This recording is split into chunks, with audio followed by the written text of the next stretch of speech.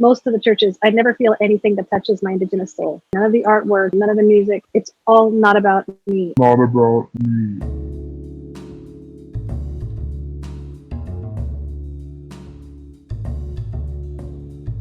To begin, we would like to acknowledge the land we occupy and the people who have lived here before us. We acknowledge that we are gathering on the traditional territory of Indigenous peoples. We affirm that settlers have specific responsibilities in the journey of reconciliation with Indigenous peoples. If you are joining us live, you are welcome to use the chat functions to introduce yourself. If you would like to look up what groups of Indigenous people have lived where you live now, the link is in the chat. Voices Together is the first Mennonite hymnal to include a land acknowledgement. I think that the land acknowledgement is very important to me as an Indigenous person, especially if I'm in a Christian setting. I'm really happy because I sit there and I feel like I'm not invisible. I'm not a ghost. I'm a human being. It's that baby's first step in the lifetime journey of reconciliation. They recognize the oral history that precedes colonization and the stories that this land holds. And also, I like the term land acknowledgement as opposed to territorial acknowledgement, because land acknowledgement, in my mind, recognizes the very unique relationship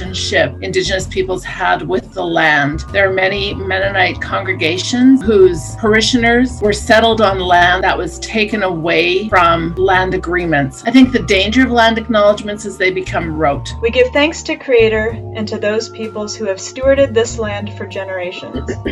We are grateful for the opportunity to live, work, and worship here. What do we mean by anti-racism worship? Worship should be anti-racist, period. There's no other way to really put it. Why are your quails going up? Because we are trying to worship in a way that is explicitly anti-racist. I think, quite honestly, that there should never be a church service where there is not a song from another culture. That needs to be like the bare minimum. I think of songs and prayers as gifts that have traveled to us. We become bound to the communities who sent them. If we, as a church, received a gift of Black gospel songs, we are bound up in the flourishing of Black people. If we receive the gift of Korean art, we are bound to confront anti-Asian violence in our communities. If we receive gifts from Indigenous communities, we are pulled into solidarity over water rights. People reach out to me now and again, and I use this in church, and I'm always just like so happy. Like, yes, please. It is tricky if you don't have an Indigenous person who has a hand drum.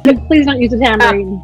In most churches that I walk into, and this is every denomination, most of the churches, I never feel anything that touches my Indigenous soul. Nothing that I see, none of the artwork, none of the music, none of the, it's all not about me. And I find myself continuing to have to acquiesce to whiteness in all of those spaces. We have a lot of decolonization that has to happen within our churches, even with our Bible, with the way the Bible was weaponized against the Indigenous people. To be just gut-wrenchingly honest, racism was poured into the foundation of Canada and the United States. We have always been seen as evil. We've always been seen as heathens and Canaanites to be cleared away.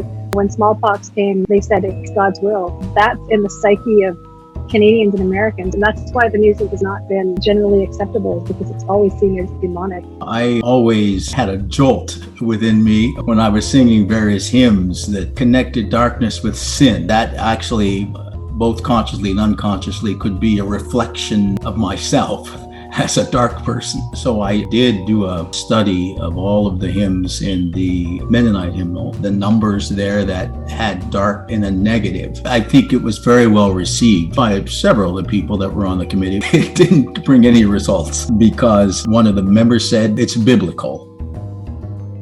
And that just shut everybody up. And we need to be very careful as we seek to be anti-racist about our language. And there's so many subtleties with this. I knew about that work that you did, and it may not have affected the hymnal committee. It significantly affected my church. Well, and I think it affected this hymnal project. So, yes, everything in its own time.